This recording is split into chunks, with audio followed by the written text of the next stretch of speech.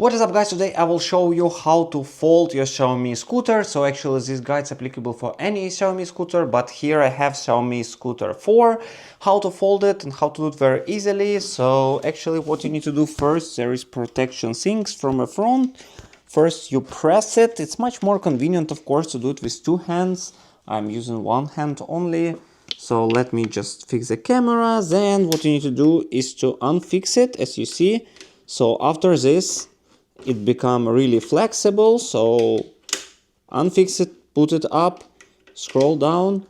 Then you have also protection mechanism here. You need to do it down, and then you just easily fold it. Once it's folded, so you need to fix it on the back side. Then you can easily put it up, carry with you. And when you need it to unfold it, what you need to do is to unstick here, put it up, so you see it's fixed already, and put these things up as well, and it's reliable and fixed again.